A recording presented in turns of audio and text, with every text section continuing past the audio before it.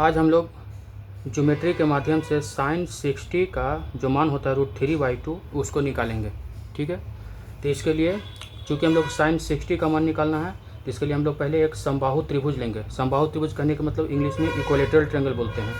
ABC एक समबाहु त्रिभुज लेंगे ABC, तो प्रत्येक भुजा का मान ले लेते हैं A।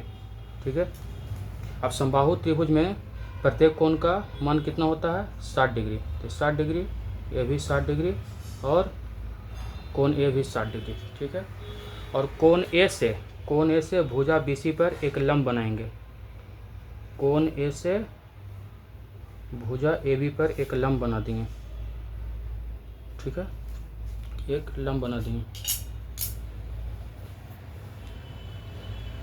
अब हम लोग क्या करते हैं, यहाँ पे देखते हैं कि त्रिभुज ADB और त्रिभुज ADC, ये दोनों त्रिभुज में हम लोग देखते हैं कि B 60 डिग्री और C 60 डिग्री, एक कोण तो 60 डिग्री हो गया, दूसरा कोण यहाँ पे 90 डिग्री हो जाएगा, और तीसरा एक भुजा AD दोनों में कॉमन है यानी उभयनिष्ठ है। तो इस प्रकार हम कह सकते हैं त्रिभुज ADB और ADC कॉन्ग्रुएंट है यानी सर्वांग सम है। तो यहाँ पर अगर हम लिखना चाहेंगे तो लिखते हैं इन ट्रायंगल ABC और त्रिभुज ADC। ठीक है, ये दोनों त्रिभुज में चलते हैं, तो कोण B बराबर कोण C हो जाएगा 60 डिग्री, और कोण D, ये दोनों त्रिभुज चलते हैं तो कोण D 90 डिग्री हो जाएगा। कोण D बराबर कोण D 90 डिग्री, और एक भुजा AD बराबर AD कॉमन हो गया। कॉमन करने का मतलब हिंदी में उभयनिष्ठ बोला जाता है, कॉमन हो गया। तो इस प्रकार हम लोग देख सकते हैं त्रिभुज जो हो जाएगा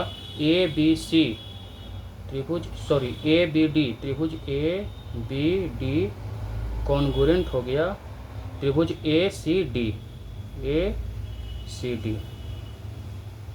जब दो त्रिभुज कॉन्ग्रुएंट हो गए तो ये इसके जो भुजा हैं बराबर हो जाएंगे, BD बराबर DC CP CT से। तो यहाँ पे हम लोग लिख सकते हैं भुजा BD बराबर DC CP CT से।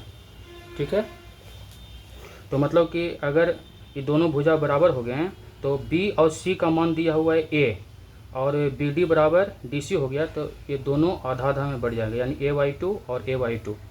ठीक है, अब रहा त्रिभुज, हम लोग त्रिभुज ADB में चलते हैं। त्रिभुज ADB में त्रिभुज चलते हैं, यहाँ पे लेते हैं, हम लोग चल रहे हैं त्रिभुज ABD में।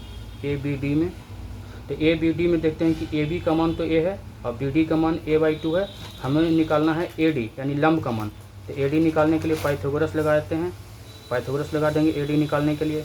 कर्ण का स्क्वायर माइनस आधार का स्क्वायर A/2 का स्क्वायर। ठीक है, तो इसको सब सिंप्लीफाई करते हैं, A², यहाँ से A²/4 एलसीएम ले लेते हैं तो कितना हो जाता है 3A² माइनस A²/4। इसको और सिंप्लीफाई थोड़ा करते हैं, 3A², सॉरी यहाँ 4 हो जाएगा ना, 4A² माइनस A², तो हो जाएगा 3A²/4 अंडर रूट, जिसको लिख सकते हैं √3/2A। ठीक है, तो यहाँ से AD का मान हमने निकाल लिया पाइथागोरस थ्योरम के सहारे। अब चूँकि हमको साइन 60 का मान निकालना है, साइन 60 डिग्री का मान निकालना है। ठीक है, तो साइन 60 कहने का मतलब क्या होता है, साइन 60 परपेंडिकुलर बटा हाइपोटेनस, परपेंडिकुलर बटा हाइपोटेनस। तो इस त्रिभुज में ADB में साइन 60 के लिए परपेंडिकुलर क्या हो गया AD, परपेंडिकुलर हो गया AD, और हाइपोटेनस यानी कर्ण क्या हो गया AB, कर्ण हो गया AB। AD का मान हम लोग निकाल चुके हैं कितना, √3/2A, और कर्ण AB का मान कितना है A, तो A से A कैंसिल हो गया, ठीक है। तो यहाँ पे आप देख सकते हैं कि साइन जो 60 का मान हुआ, साइन 60 डिग्री का मान आपका √3/2 आ गया, प्रूव हो चुका है। ठीक है। इस प्रकार हम लोग ज्योमेट्री विधि के माध्यम से साइन 60 का मान √3/2 निकाल सकते हैं।